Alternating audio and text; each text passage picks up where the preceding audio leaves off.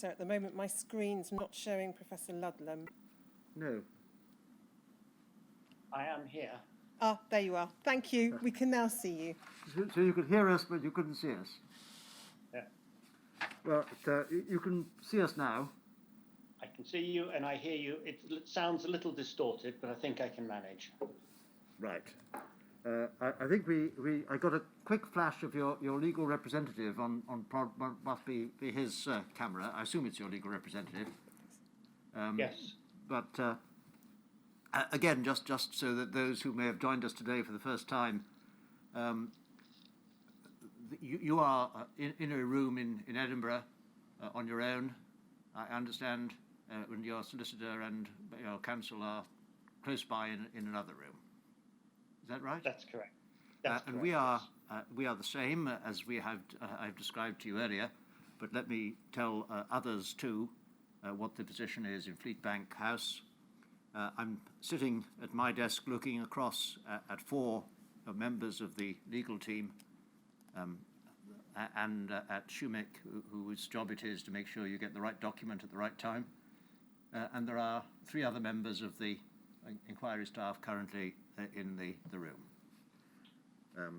They're all wearing masks except for Miss Richards, and you'll understand why that is. So, Miss Richards. Professor Ludlam. Miss Richards, sorry, before we begin, I'm sorry.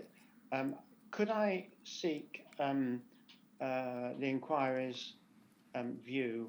I yesterday mentioned a document that had been drawn, that came to my attention when we were looking at some minutes, and I started to talk about that document. It's an important document of the 4th of May, a statement that Professor Bloom made, over which I think there has been much concern and I think some misunderstanding.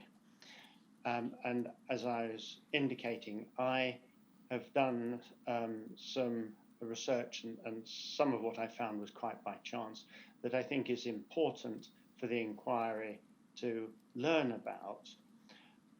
What I'd be grateful for your or the inquiry's guidance is whether we would pursue this today, as you had suggested we might do yesterday, or whether it would be more appropriate or possible for me to set out the situation as I see the document in writing, possibly as a submission.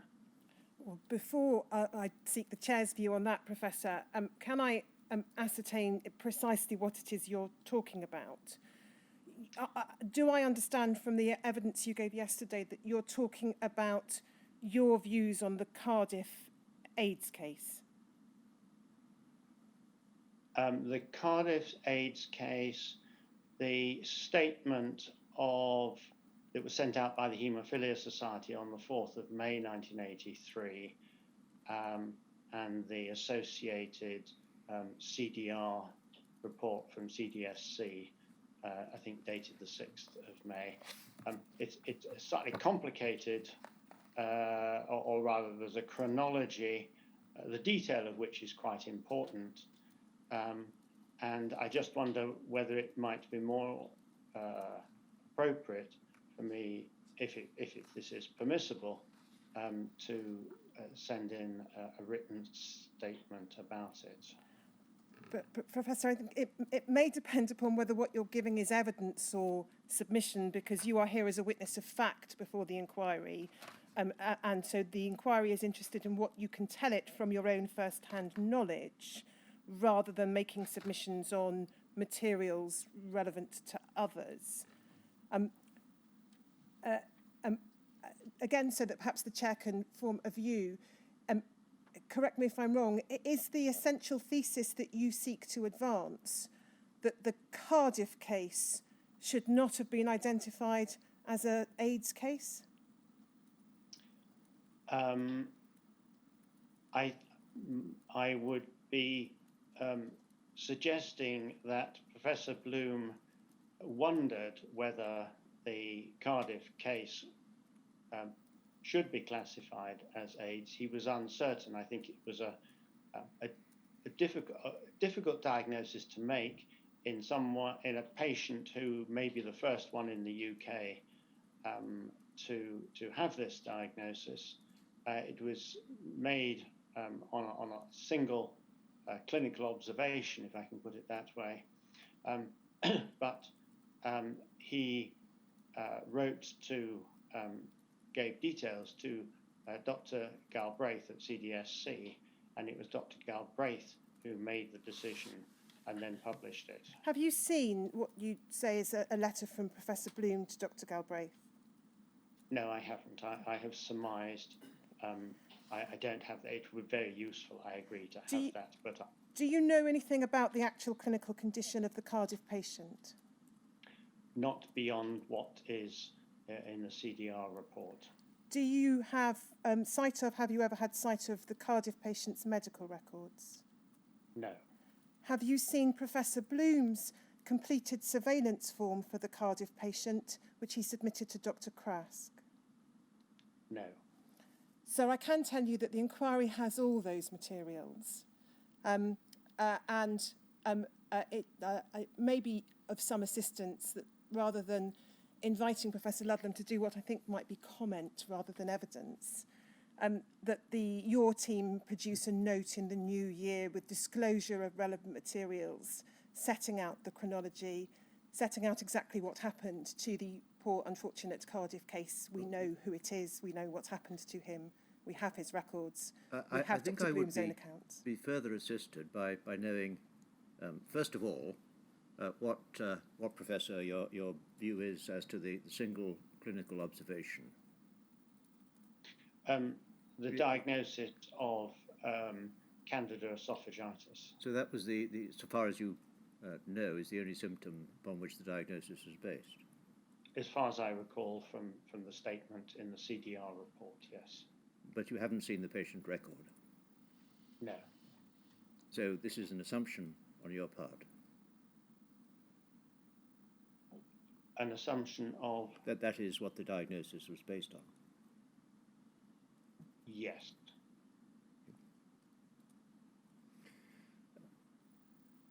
The second matter which I need to know at this stage is at what time did you form the view that the diagnosis was a diagnosis based, if I can say, on shaky ground by a public health expert whose patient the individual concerned was not? I reached that conclusion from the text of the letter that Dr. Galbraith wrote to the Lancet in, I think it was November 1983, in response to I think a previous letter in which Drs. Daly and Scott had reported the Bristol case in the Lancet, patient who died, I think, in August. They sent details of the case to the Lancet, which was published, and then Dr. Galbraith wrote in response to that letter, saying that he had read the letter, and he goes on to say in that letter, just at the end of the first paragraph, that it was he who made the at least this is how I read it, he made the diagnosis of AIDS in the Cardiff case. And I think I would suggest that Professor Bloom wrote to Dr. Galbraith giving details and giving full clinical details, more clinical details than I have access to, and that Professor Bloom will have wondered whether this patient did cross the threshold into being officially categorized as AIDS or not, and seeking Dr. Galbraith's view. So he would be seeking the advice, if this were so, of a public health expert as opposed to someone who might be considered to be an expert in AIDS, if there were such. There had been cases of AIDS before in the UK. I think the first case was in 82, was it not? In the UK, actual AIDS, not a haemophiliac. Yes, no, I'm thinking in terms of being the first individual with haemophilia who was unwell and was on the verge, if I can put it that way, of potentially being diagnosed with AIDS. Yes, I think probably be more accurate on the information that I have at the moment to say the first widely reported case, because there was a case in Bristol, and that case plainly existed because that patient died later that year. Do we know, Ms. Richards, what became of the Cardiff case? He died of AIDS, sir. Thank you. At a young age. Well, thank you, Doctor. I think I don't think it necessary, as a matter of evidence of fact, to explore what is the question which has been raised. I think it is a matter of submission. I think we have your submission. If you want to add to it, by all means, do so afterwards, and that's at the invitation of the inquiry if you wish to add to what's been said. And your suggested course of action of showing what we, the inquiry, know of this case, what the truth of it or otherwise is, can be shown later. And then we shall see whether your assumption as to what may have, or speculation as to what may have happened, is justified by the facts. That's very fair, and I appreciate the invitation. Thank you. Professor Ludlam, I'm going to ask you next about events in 1985 and 1986. You've explained in your statement that heat-treated factor VIII was made available by the PFC from a date in December 1984. That was, I think, NY, is that right? I think that's what it was called, yes. Heated at 68 degrees for 2 hours initially, and it was believed to inactivate HIV, but not non-A, non-B hepatitis.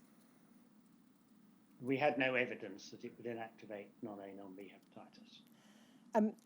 And it was, I understand, around April of 1987 when PFC made generally available a factor VIII concentrate that was believed to be effective against non-A, non-B hepatitis. Well, they started to make available.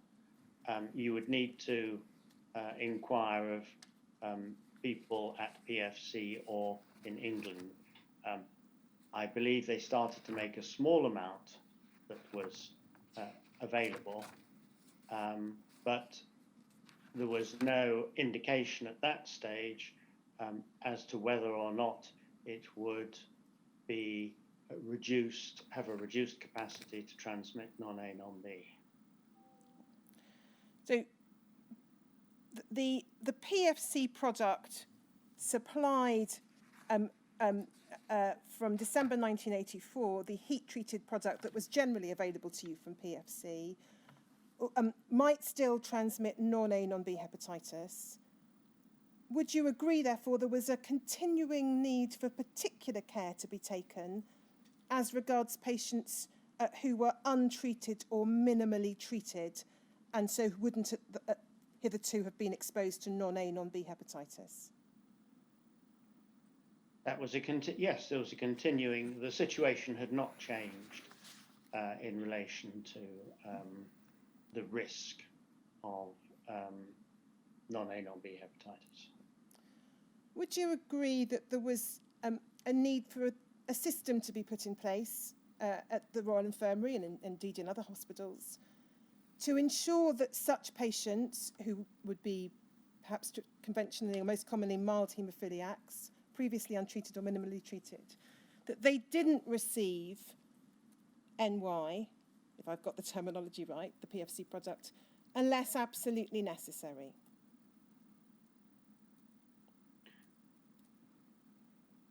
That was the, well,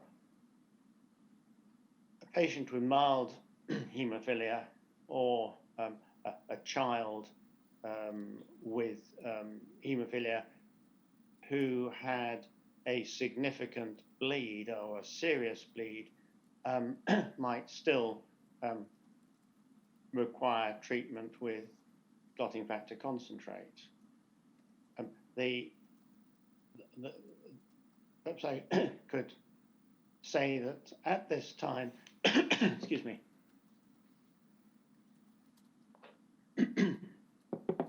at this time and over the succeeding year or two, our chief concern was the possibility that blood products might transmit HIV. That was the really important thing.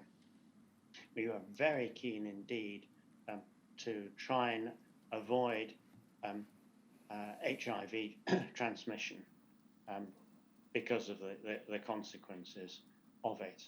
And that, in our minds, became more important, I think, than the issue of non-A, non-B hepatitis. So our first aim was to try and avoid HIV transmission. Professor, I understand that, and that's why I'm, as it were, picking up this picture in beginning of 1985, when you now have a heat-treated product that you believe will have eradicated HIV and is therefore safe for patients to use. But you know that it may well transmit non-A, non-B hepatitis. Indeed, others have referred to it being a 100% certainty that a first exposure would transmit non-A, non-B hepatitis. Now, I'm not asking you to address whether it's 100% or very likely or what the precise figure might be. But non-A, non-B hepatitis must have remained an issue of some importance now that you could be perhaps reasonably satisfied that the product was safe in relation to HTLV3. You still had to bear in mind, didn't you, that it was not safe in terms of transmission of non-A, non-B hepatitis? I would agree, but I was influenced by the letter that Professor Bloom wrote to I think it was the British Medical Journal in May 1985, so shortly into this time period, in which he questioned the use of cryoprecipitate because of the risk of possible HTLV3 infection. In his letter, and he mentioned as an example, a 1 in 20 risk of patients getting cardiac surgery. That figure of 1 in 20, in fact, was a typographical mistake in publishing. There's an erratum to the letter saying it was 1 in 200. So his view was that by mid-1985, it was probably imprudent to use cryoprecipitate and that heat-treated concentrates were more appropriate.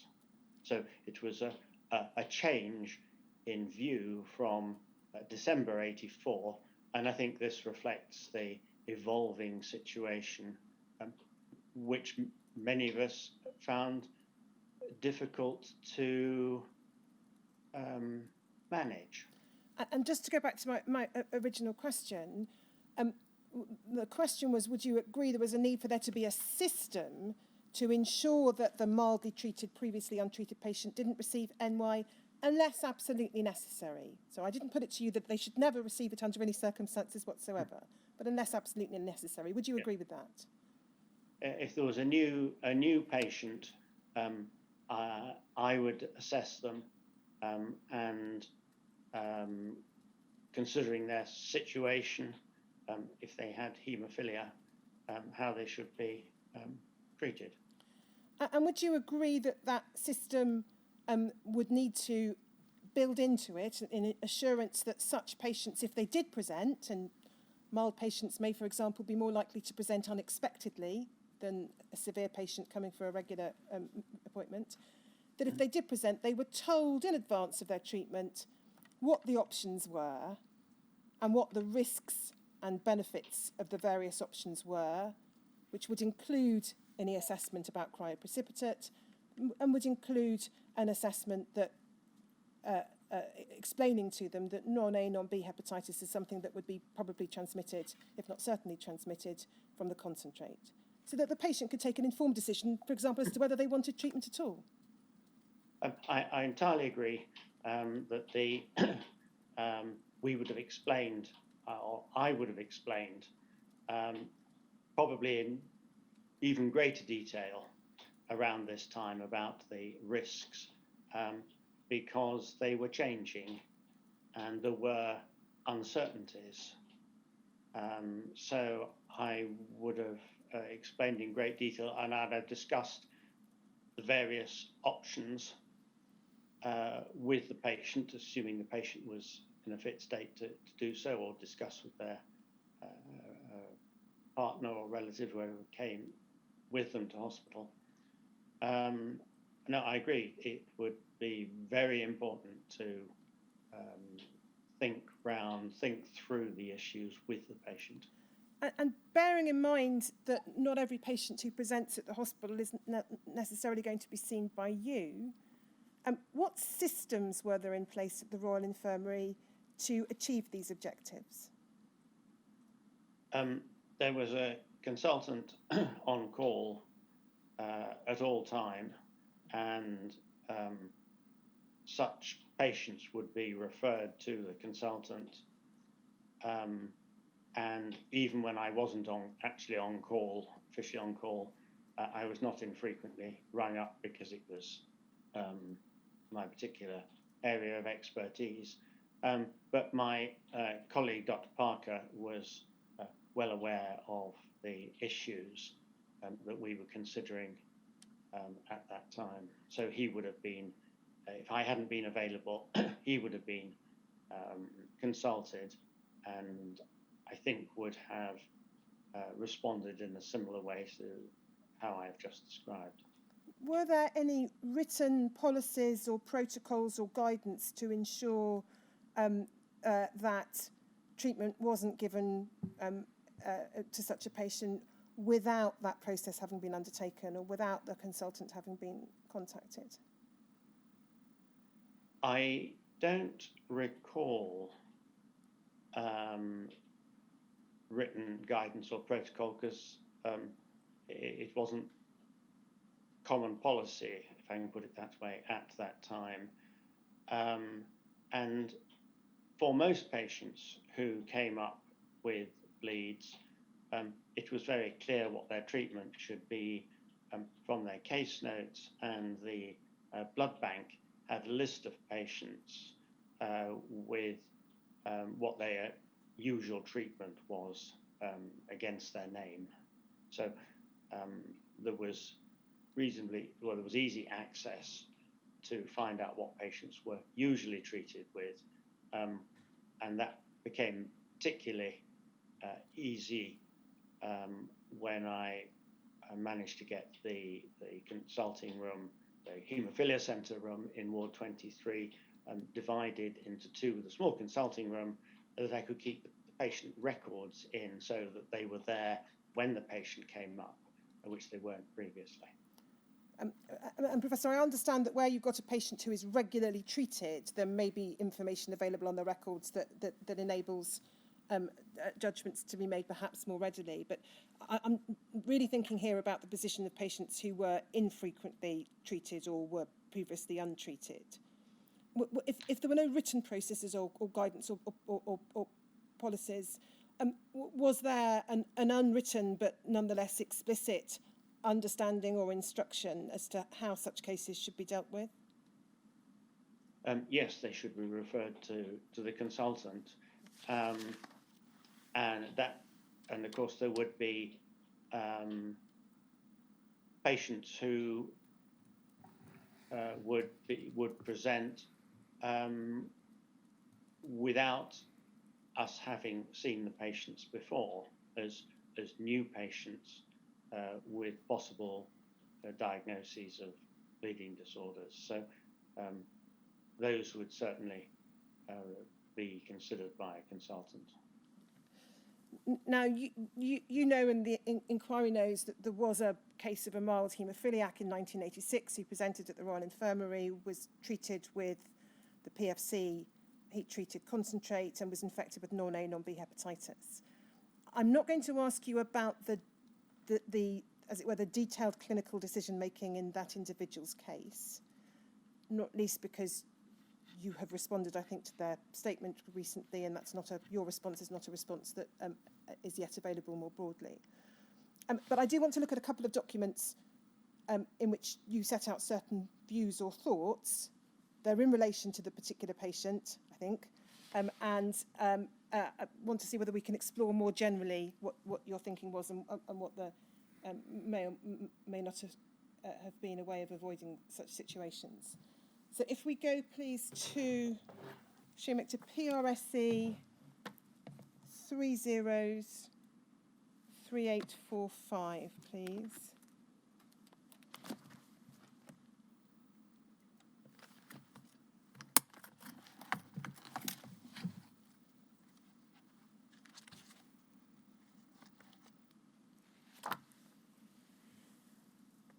So this isn't a letter from you or that was copied to you at the time, but it is a letter that I know you've seen, and it's a letter from Dr. Bolton to Dr. Perry, June of 1986, 27th of June. Dear Bob, may I pass on to you a couple of verbal comments about blood products from Christopher Ludlam. The virgin patient with Christmas disease who received heat-treated defects towards the end of last year, so that would have been towards the end of 1985, and on whom Christopher reported at Scott blood, continues to show no elevation of ALT levels or other evidence of non-A, non-B hepatitis. So that we can see from that, and again, I don't want to go into any particularly detailed analysis of that patient's case, but we can see there was a patient treated with heat-treated factor 9 concentrate at the tail end of 1985. And then you say a young haemophiliac who previously had minimal therapy with factor 8 received an infusion of the current heat-treated product a month ago. He now shows signs of liver enzyme rises indicating non-A, non-B hepatitis. Christopher is a bit ruthful with his own staff about this because he feels that this patient should have received 8Y or an equivalent product. However, the patient is apparently quite well clinically. Why was it, Professor, that you felt ruthful?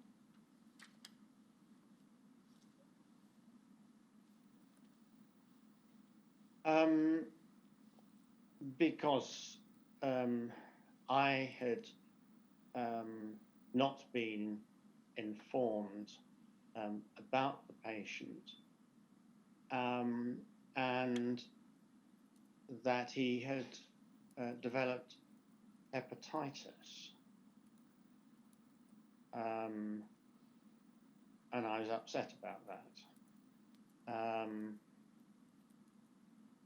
And I'm not sure that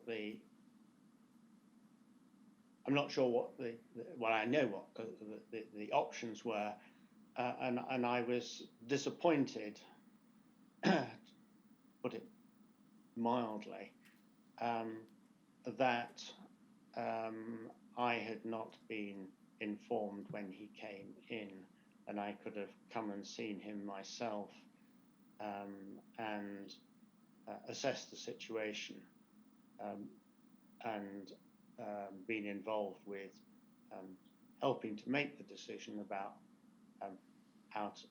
what treatment would be appropriate.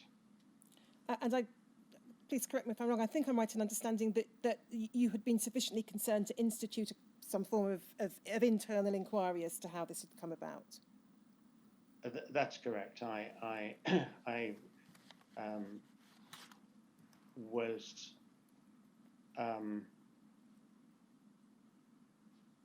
disappointed and cross that I hadn't been consulted, as I would normally have been.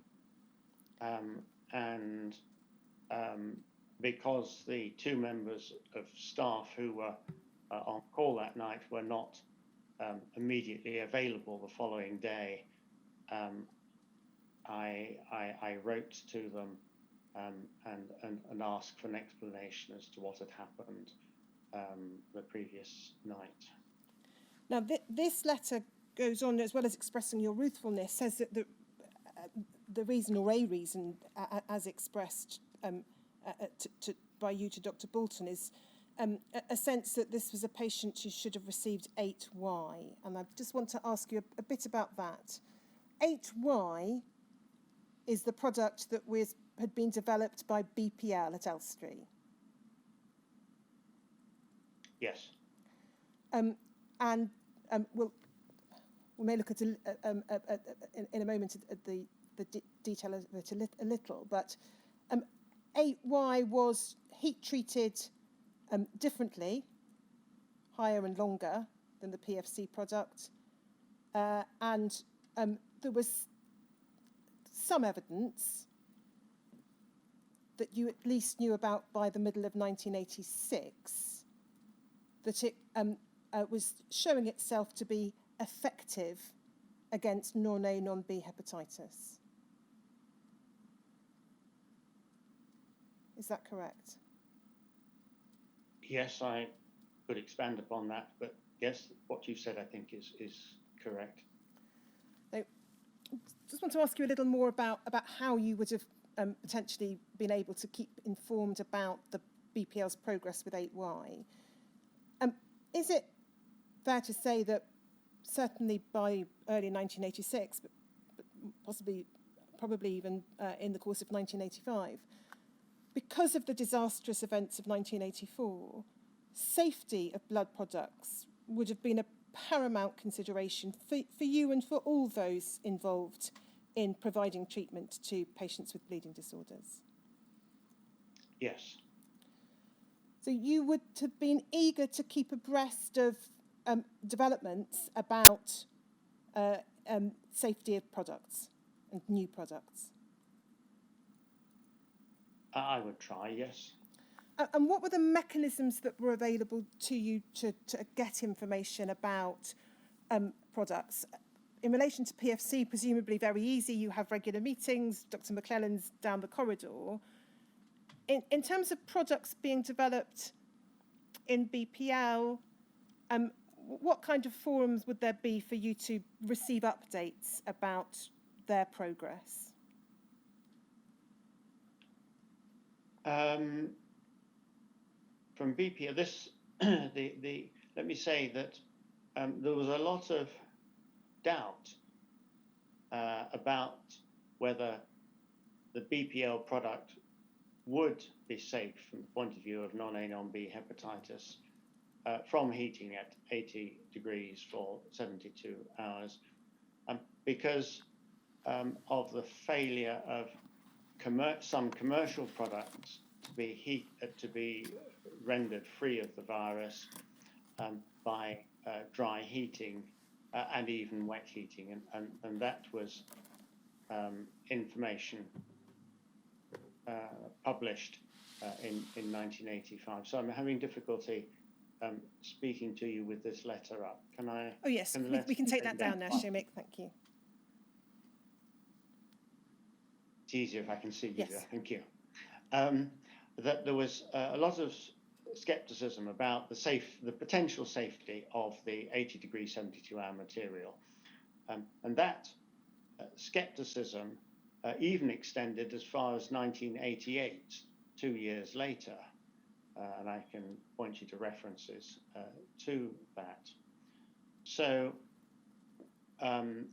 the assessment of the 8Y, the heat treated, was undertaken, I think, by Dr. Jim Smith, oversaw the study, and it started in the autumn of 1985. and I think it included patients either who had never been treated with blood products before or very minimally treated, and patients were very slowly recruited to it. There weren't a lot of patients who fulfilled the criteria for entry to the study.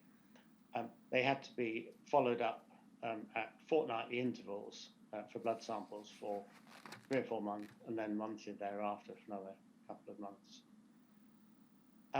This was a study in England of the English product, and it was a clinical trial,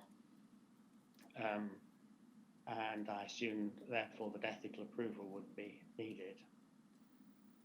You asked how I knew about progress, and the answer is I was not on any, if you like, circulation list from BPL because we weren't, regular users of the product. There was a meeting at Scottish Home and Health in March 1986, at which Dr. Perry presented a paper I think he had written a little while previous to the meeting, in which he said that there was some encouraging results from the study that was ongoing. And at that meeting were most of the senior, and probably nearly all the haemophilia directors for Scotland. Unfortunately, I was not at the meeting,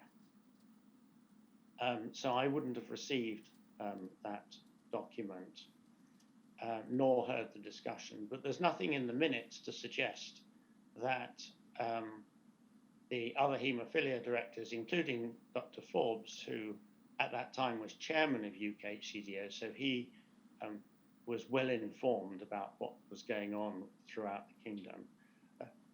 It doesn't appear that anyone suggested that Scotland should be joining the 8Y study. The other background information is that PFC had anticipated having an 80-degree, 72-hour product available for patients in the spring of 1986. So that in Scotland, we were anticipating that this product would be available, and therefore it would be reasonable to assume that it might have the same or similar safety profile to 8Y. One couldn't assume it was identical because they were different manufacturing processes, they were different concentrates. I could go into the details if you wanted. But, so the ambience at that time was PFC is just about to let us have an equivalent to the 8Y, and therefore that's what we would use. Now, I wasn't at that meeting, so I didn't get this update. After the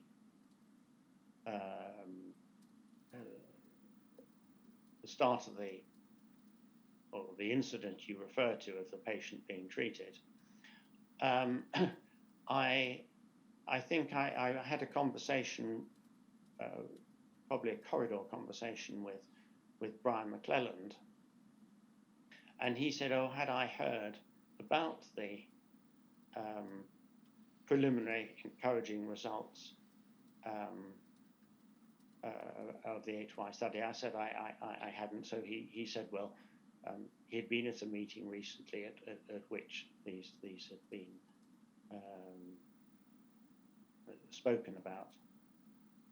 And so it's at that point that I wondered whether it would be prudent to perhaps have some 8Y in Scotland, because I also learnt that there were difficulties at PFC in bringing forward the Scottish product that was going to be equivalent, heat treated. And I knew that 8Y was in very short supply and was treated like gold dust in England. And I thought they're unlikely to let us have any. But as you know, I discussed it with other people in blood transfusion, and Bob Perry, through his contacts at BPL, persuaded them to let us have some. Now, whether that actually, that was at my suggestion, and as you know, the delivery was made to PFC. Whether it was actually prudent of me to have requested it, I think is rather questionable. Here is a product under clinical trial.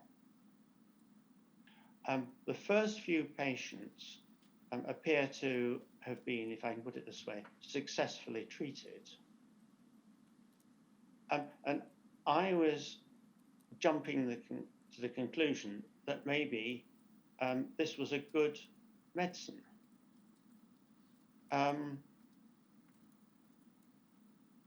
When you're doing a clinical trial, it's very important to assess the number of patients that you need to have in the clinical trial to reach the endpoint that you anticipate reaching. You may need 5 patients, you might need 50,000. There are techniques for doing that. And in the case of this study, and I could take you to the publication if you wished, my recollection is the estimate was of 30 patients needing to be treated to get a reasonable degree of certainty that it was safe. So I was requesting a medicine that had shown to be efficacious or safe in a few patients. If it had been an anti-cancer medicine that had shown to be effective treatment in the first few patients, and on the basis of that, I had used that as a justification for treating a patient out with the clinical trial with the medicine, I would be open to criticism that was inappropriate therapy, that I shouldn't have come to that conclusion based on the results of such a few patients. And therefore perhaps I shouldn't have requested it, but having acquired it, it was given on the condition that it was only to be used in previously untransfused patients as part of a clinical trial, and that ethical approval would therefore be needed for its use. So it wouldn't have been, even when it arrived, it wouldn't have been immediately available on the basis on which it had been supplied to me. So what I'm highlighting is that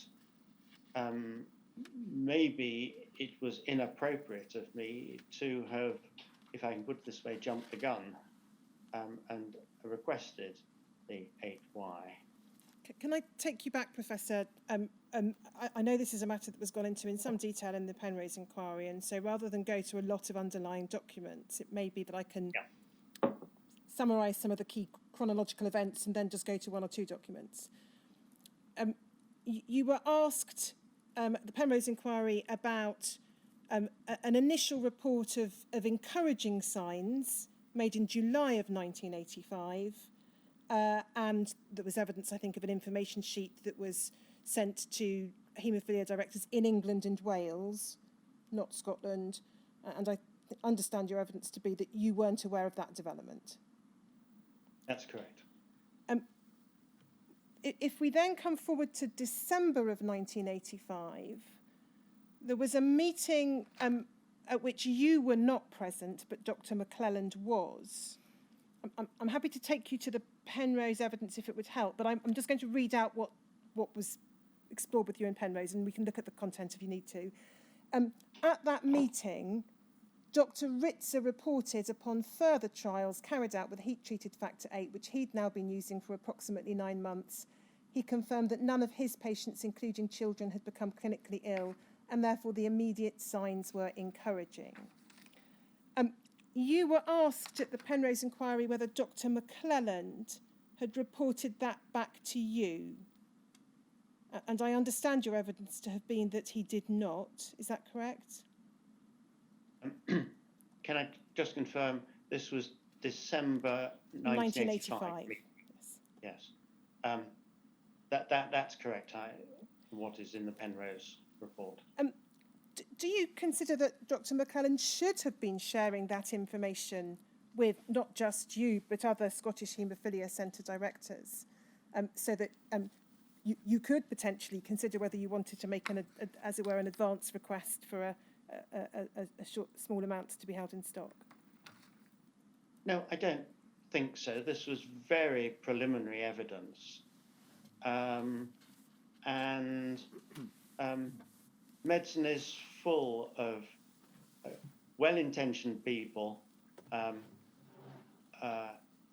taking decisions on rather minimal evidence and in not being prudent. Well, let's move forward to early 1986 and the report from Dr. Perry, which you referred to. This is the one document which I think we probably should look at, the actual document. It's PRSE 303457.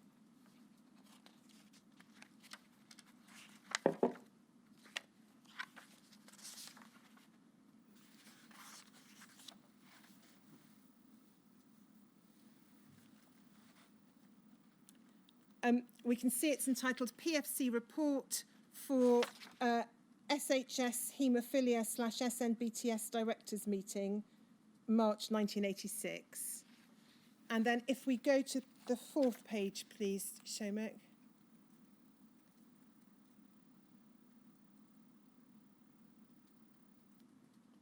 Sorry, the next page.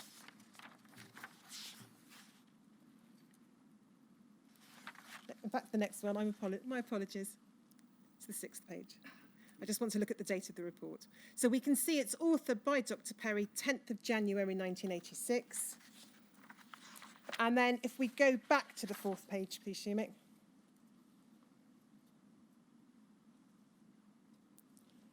Under the heading 3, heat treatment of coagulation factor concentrates, can we go down towards the bottom of the page? If we look at the penultimate paragraph, Professor Ludlam, it says, directors will be aware that the Blood Products Laboratory are currently issuing a factor VIII product which has been heated at 80 degrees for 72 hours, and preliminary clinical data indicates that this material is non-infective with respect to HTLV3, non-A, non-B hepatitis and hepatitis B.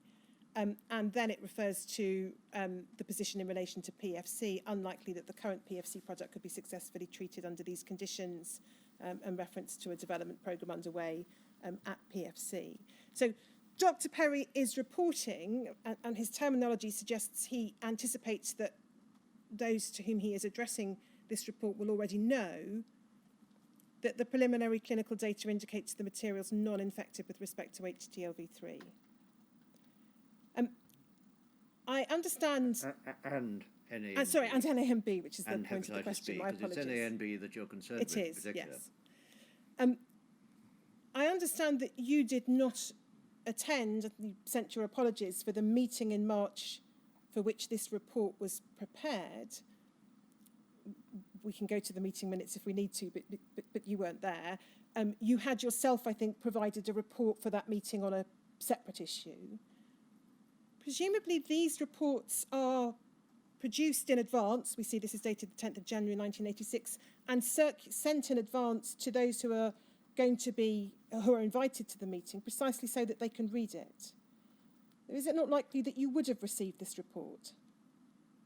I don't think I did, because I've only relatively recently seen this report.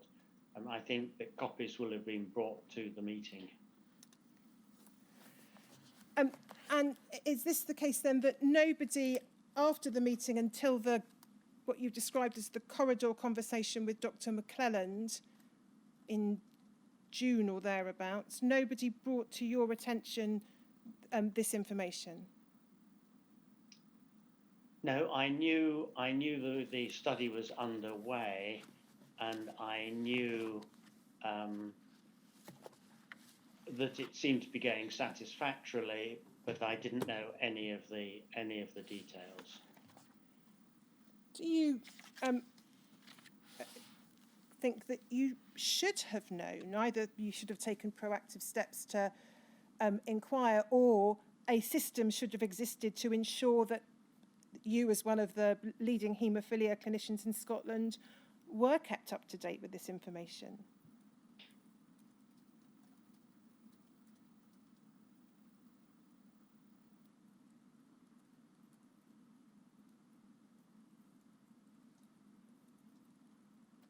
Well, it's always useful to have as much information as possible, but it goes back to the question: at what point would one conclude that 8Y was, in inverted commas, safe from the point of view of non-A, non-B hepatitis transmission? And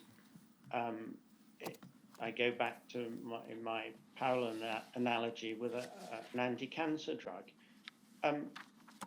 You don't usually, except under very exceptional circumstances, start to use the drug just because the preliminary first few patients treated do well. That is not acceptable practice.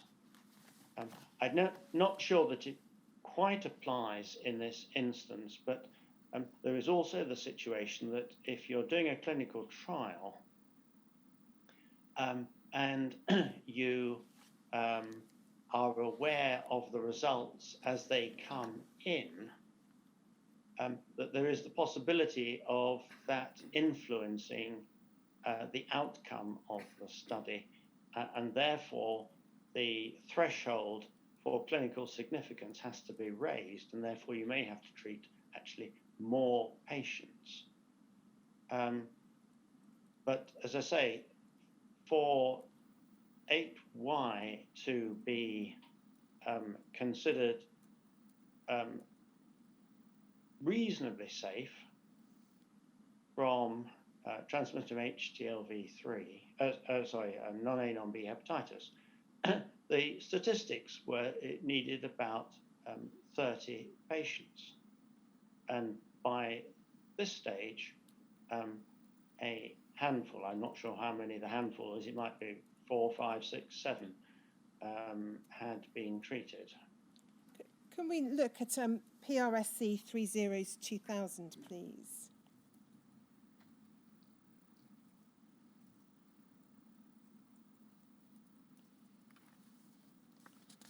This is a letter from Dr. Bolton to Dr. Cash dated the 27th of June 1986, and I just want to look at the first two paragraphs with you. Read trials of Factor VIII products. I have again spoken to Christopher Ludlam, who continues to assert his willingness to participate in studies of new Factor VIII materials for patients, both virgin and multi-transfused. And then this. Apparently a few weeks ago, he was asking Brian McClelland if 8Y could be made available in the event of a virgin haemophiliac being presented. He tells me that he would be happy to treat such patients with a product prepared by SMBTS that has been subjected to an equivalent heat treatment regime.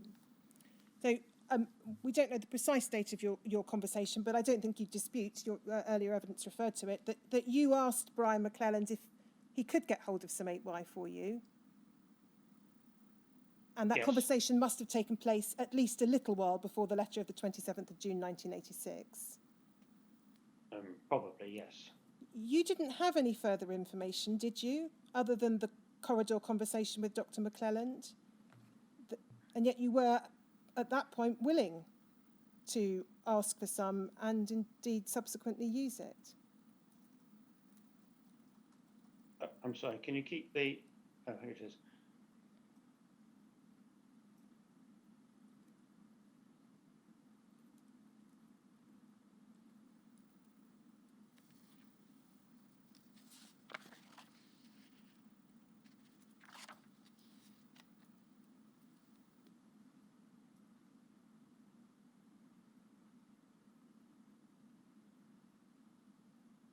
Well, I was saying I'd be prepared to treat patients with an SMBTS product that had been treated in a similar way to 8Y.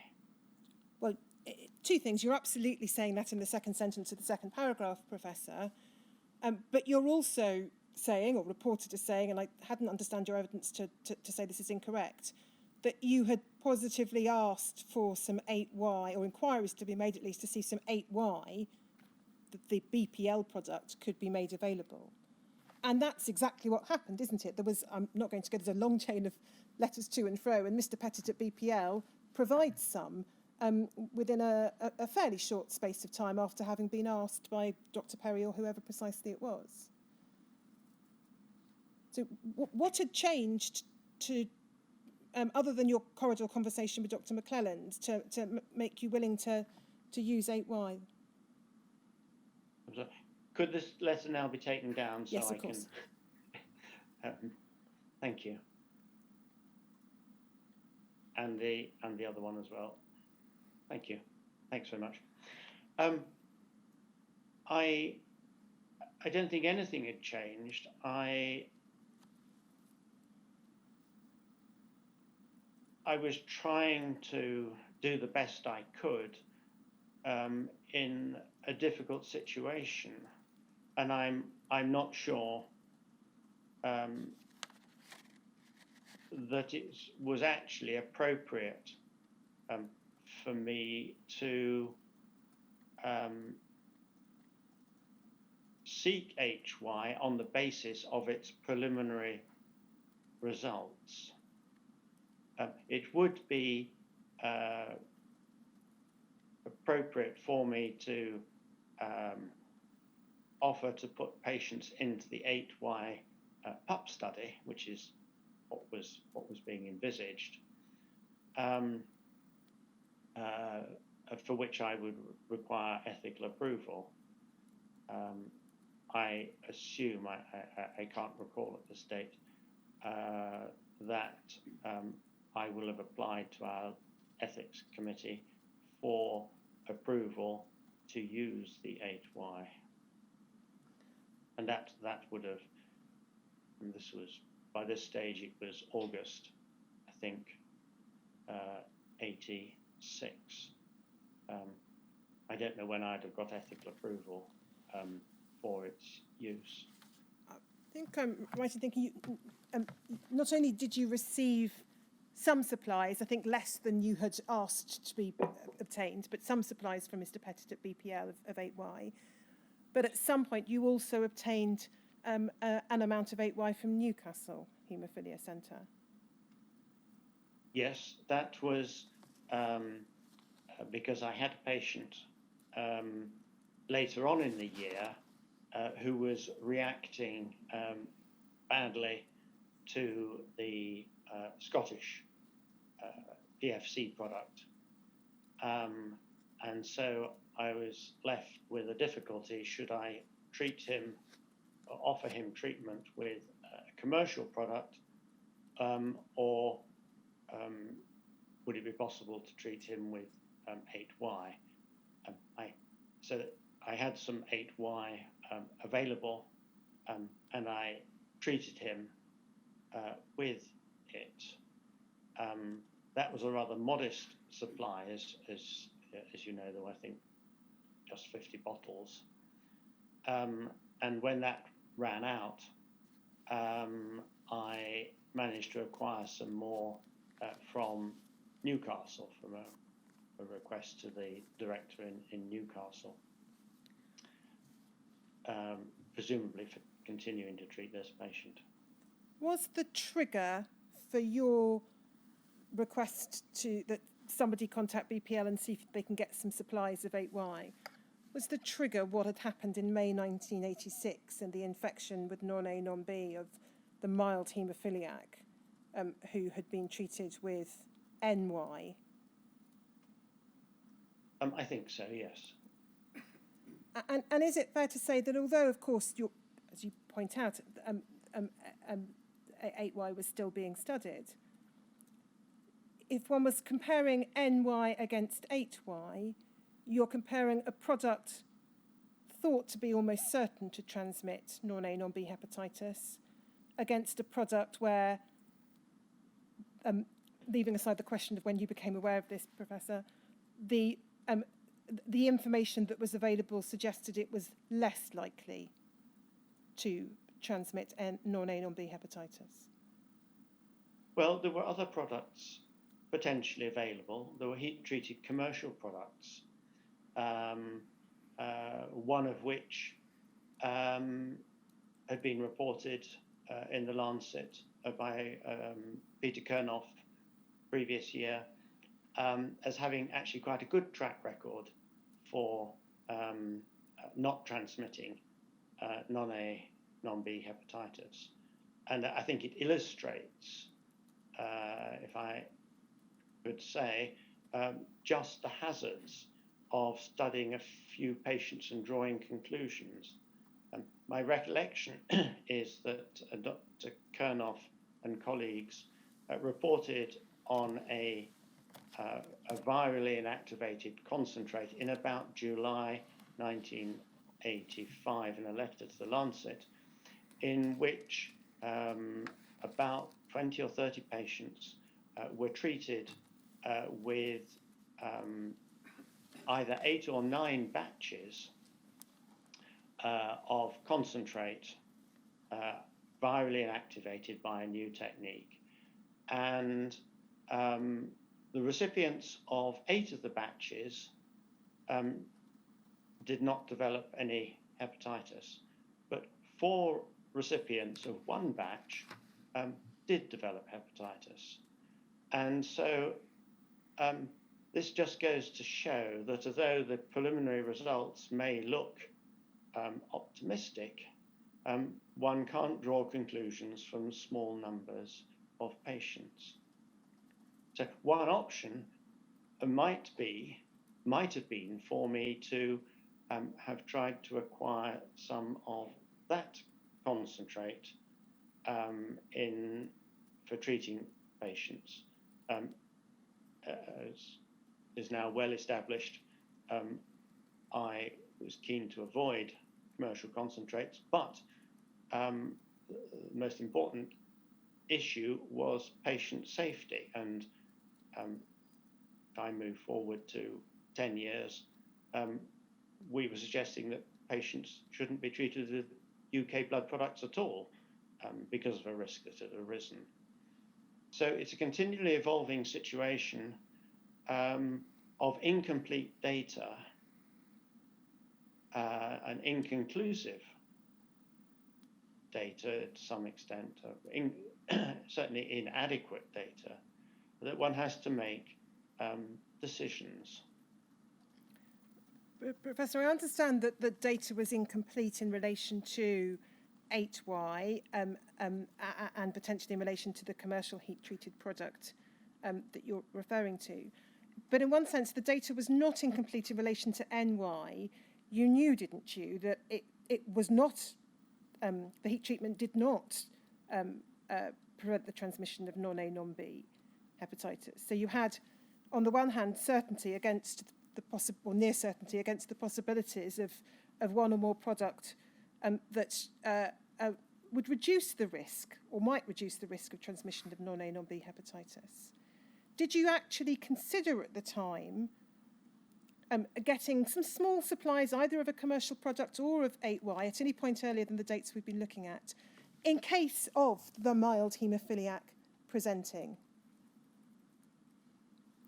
Or did you remain wedded, loyally wedded to the Scottish product for perhaps even historic reasons?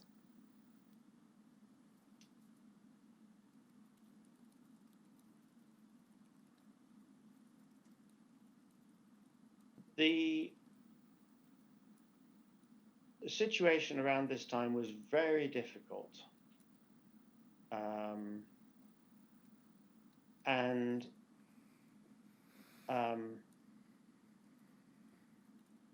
there were a lot of uncertainties.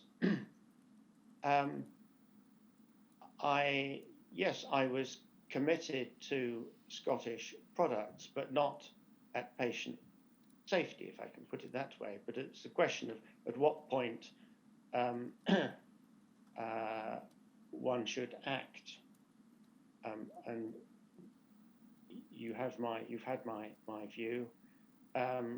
When Dr. Brian Colvin was asked the question at the Penrose inquiry as to whether if he'd been in my position, would have asked for a supply of 8Y, he responded that he would not have done so. There were, at this meeting in March, SMBTS SHHD meetings I was not at, there were, I think, probably all the haemophilia directors, including the chairman of UKHCDO, who presumably became aware of the report Dr. Perry produced. And none of those individuals with that information clearly thought it was appropriate to acquire any different product. So my requesting some in June might be seen as not having the support of my colleagues in Scotland. Did you, as a matter of fact, I understand the reasoning that you provided to us, but did you, as a matter of fact, think about looking to source non-PFC products at any time prior to June of 1986?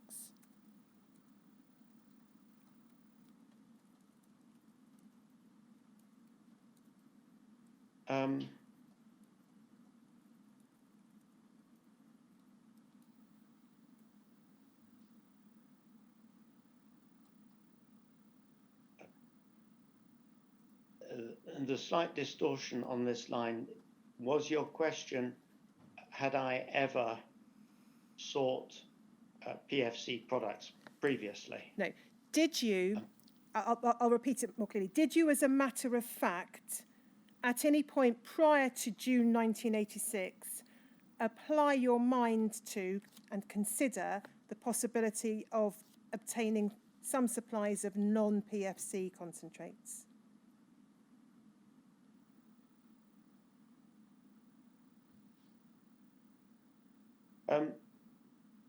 Yes, we were discussing a couple of days ago my use of commercial concentrates and porcine concentrates.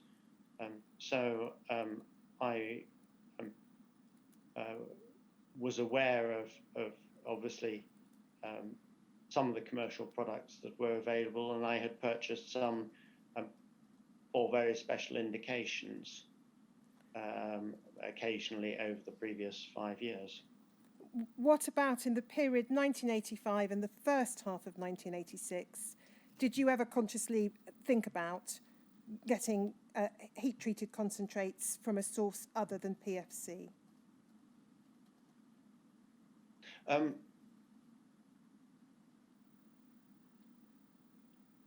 was aware of the commercial concentrates had been heat treated. There was very considerable uncertainty about the safety of commercial concentrates with respect to HDLV3 because it was considered, if I can put it this way, quite high level of contamination of the product. And we know that the more virus you have in a product before it goes through its viral activation step, the less likely you are to be able to remove all of it. You get perhaps a 100-fold or 1,000-fold reduction, but that will only take it below an infectious dose limit if the viral inactivation process is adequate to the level of viral contamination. And as is well known, there were reports of HIV transmission by commercial products in 1985 and 1986, and I was very keen to avoid that particular situation, more so than the hepatitis situation. Before we leave this topic, you described how you felt upset and disappointed about what had happened in May 1986 in relation to the individual patient. Did you tell that patient infected with non-A, non-B hepatitis in May 1986 at the time that you were upset and disappointed at the way he had been treated? I saw him the following morning, and I had a talk with him and explained about the hepatitis risk, and as the case notes record. I can't remember what else I said to him about what had happened the previous night. I'm sorry.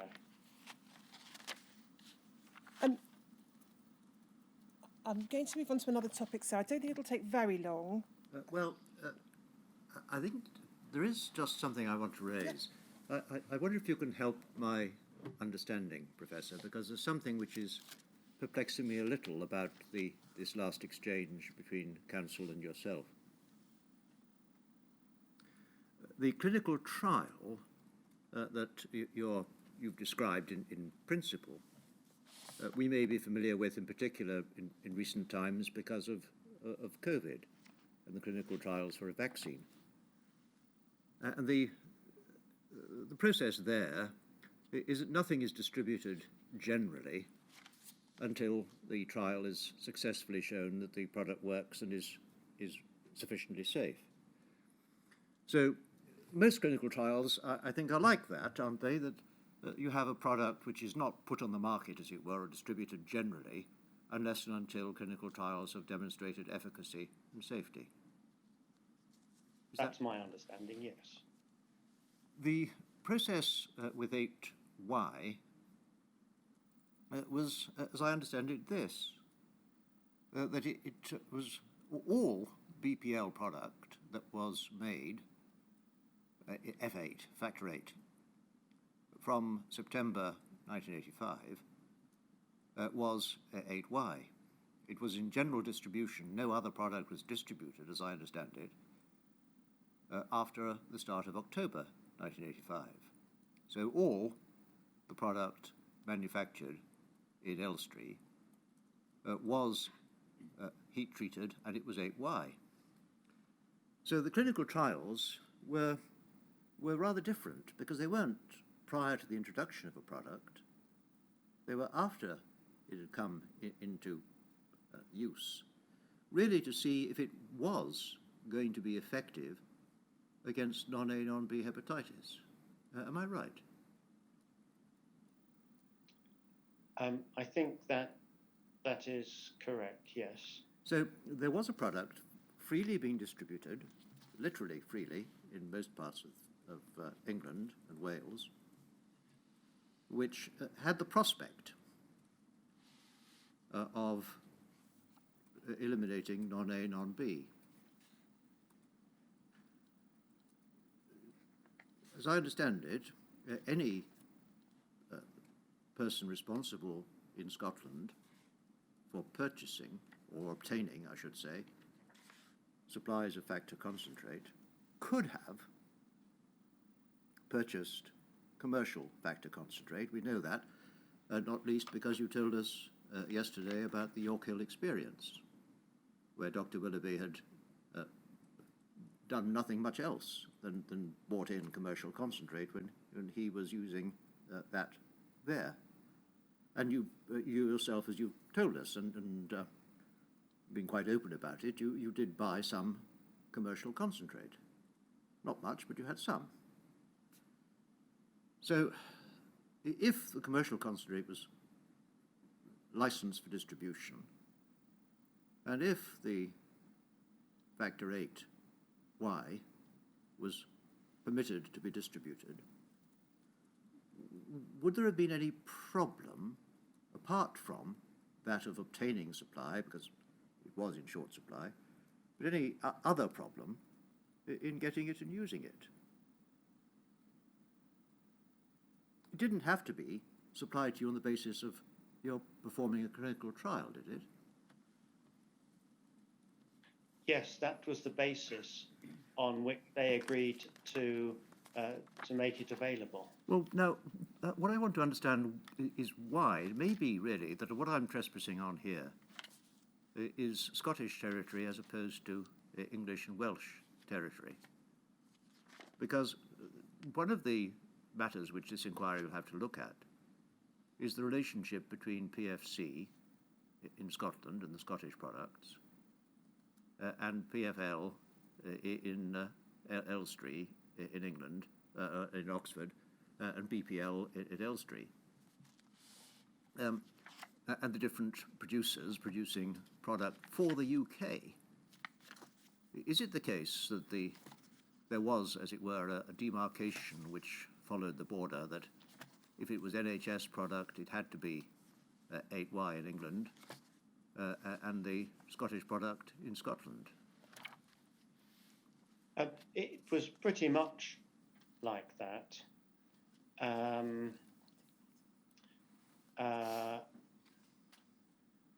I think what I would perhaps add, if I may, to what's been said, that, as I indicated, we were anticipating that an equivalent to 8Y would be available in the spring of 1986. And then blood transfusion was unable to deliver that product to us. And it might perhaps have been appropriate for the blood transfusion service, or PFC, to have requested an equivalent product from England, or asked us, haemophilia doctors, what would we like to do, because they have failed to deliver what we had anticipated would be available. Because the alternative, I suppose, would be that as far as the UK, looking at it as a UK position, Scotland would be shortchanged in being supplied, as a matter of course, with a product through the NHS, which was known to give rise to a risk of non-A, non-B, even though it eliminated HIV, HDLV3, whereas the English product gave rise to a real prospect that it might not. Was that a fair comment, do you think, or not?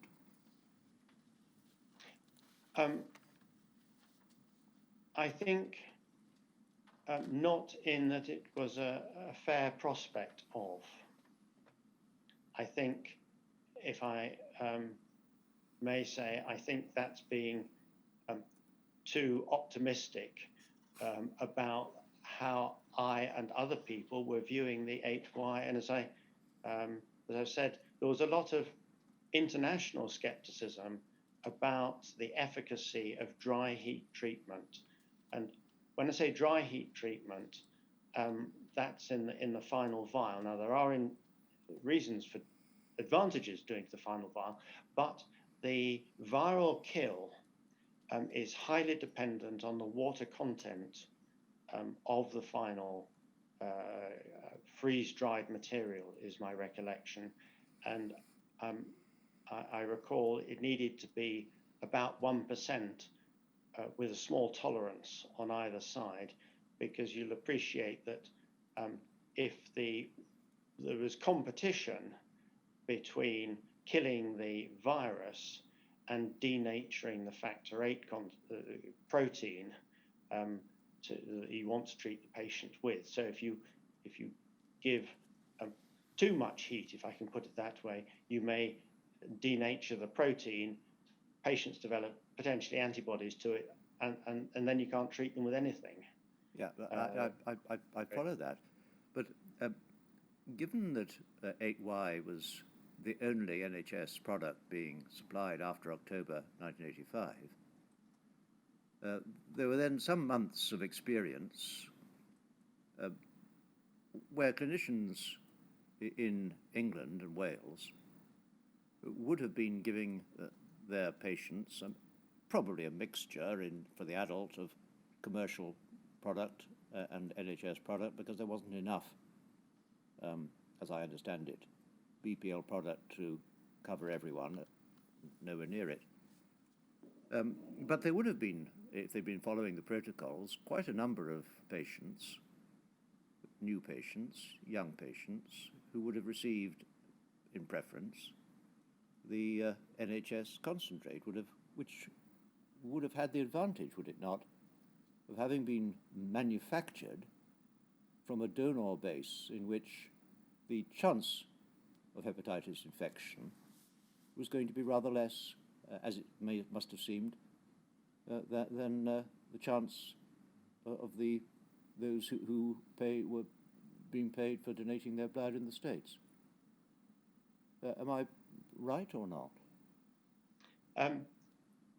Yes, certainly the risks of virus transmission by products derived from the United States, both HIV and non-A, non-B hepatitis, and we have evidence from work we did later on that there was a great deal of non-A, non-B hepatitis in commercial concentrates, and that the NHS starting material, the donor plasma pools, yes, had less virus, lower levels of virus. Yes, I accept that. I accept it on a statistical basis. What I would draw to your attention... Well, you accepted it more than that, because that was your main reason for preferring NHS concentrate, wasn't it, right from the start? Well, it was twofold. It was one that the virus load might be less. The other is that it was not exposing patients to a different virus. So it might be a local virus in Scotland that anyway patients may have had some immunity to. They may have caught it, socially, if I can put it that way. I follow. The other point I think I would like to make is that when a patient is treated, to assess the safety of factor VIII concentrate from the point of view of non-A, non-B hepatitis, they have to be followed up for 6 months with the weekly or fortnightly, blood samples. And you can't say that that product is, inverted commas, not transmitting non-A, non-B hepatitis until they've been followed for 6 months. So we start in October 85, And so relatively few patients actually have got to their 4 or 6 months, well, it's a 6 months actually protocol, and the time from injection to developing hepatitis is probably often related to the dose of hepatitis virus. We know this. I'm sorry. This is subsequent. We know from Hep C testing.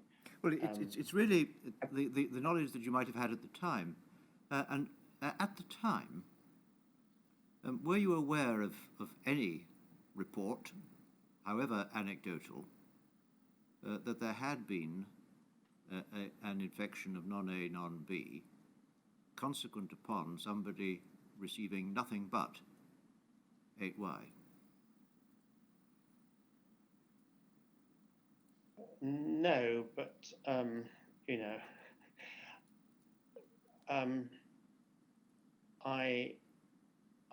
I wasn't on the network to hear any of that.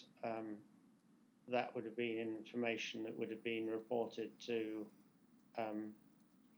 BPL. It also raises the question of how you define non-A, non-B hepatitis.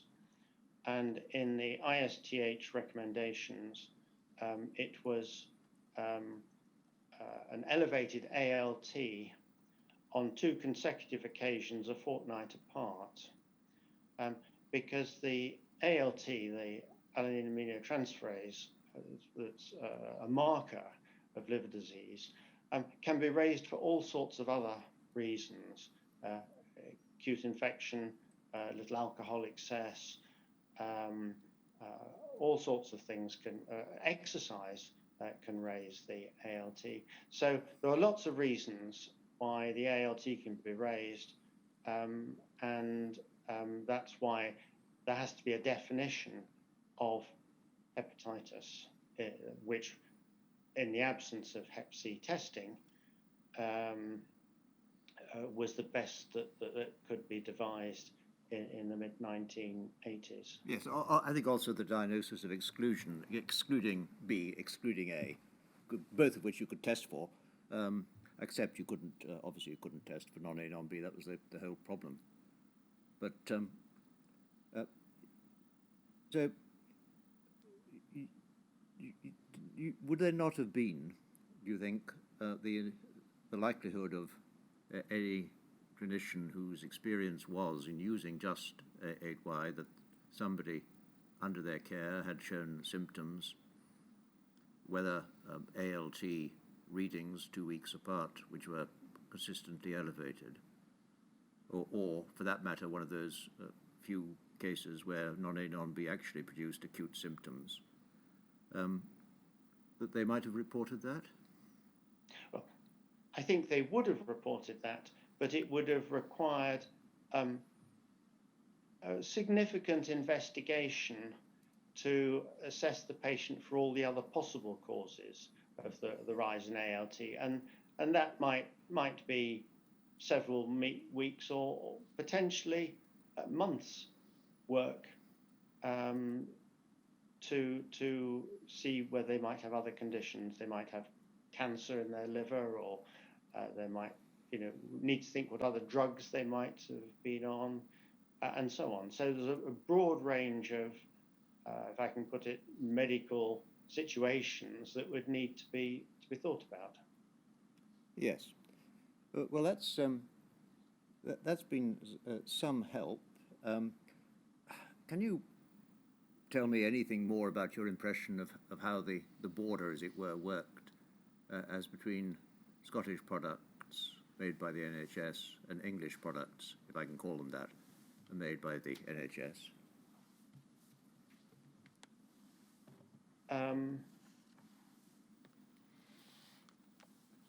Well, each country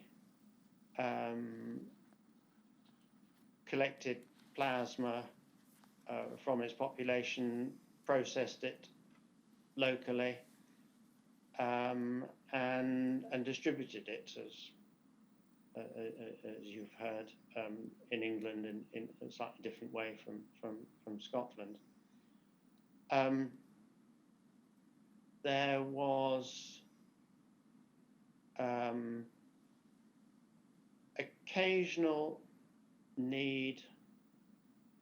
I'm sorry, my memory is failing, but I think BPL made one or two concentrates that PFC didn't. And I'm thinking of factor 11 concentrate. I'm sorry, I forget exactly when that became available.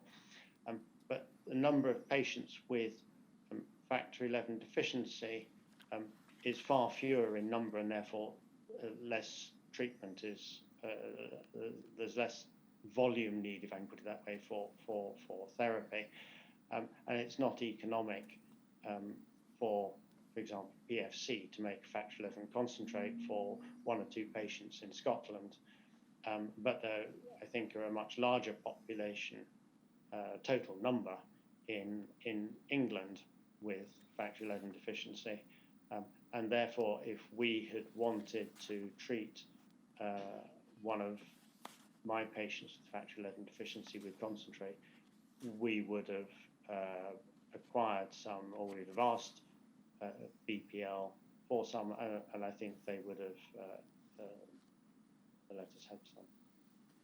Well, thank you very much. I think I've trespassed a little bit upon your coffee break, Professor, this morning. Just before we finish, because there'll be a new topic after the break. Certainly. This isn't really a question for Professor Ludlam, it's more just an observation for the benefit of others. I think Professor Ludlam suggested that the conditions upon which BPL made available the supply of 8Y would have required participation in a clinical trial. The correspondence wasn't correspondence to which Professor Ludlam was directly party, which is why I don't think it's a question for him. The correspondence is summarised in paragraph 22.64 of the Penrose report, but essentially it's a letter from Mr. Pettit of BPL to Dr. Perry on the 24th of July. There's a suggestion perhaps Scotland would like to participate in our trial of factor 8Y ! And then he goes on to say, in case there are some patients who didn't strictly meet the criteria now or in the future, he's put aside a small amount for transmission. And he sends a further letter, or there's further communications to the effect that if it is used in a previously untransfused patient, there's an invitation to take some samples and feed that back into the BPL's own work. So that's the position is summarised in the Penrose report, but we have the underlying correspondence, and I didn't want to leave that entirely uncorrected. Well, thank you very much for that. Well, no further taking away from coffee time, and we'll take a break until 5 to 12. Thank you.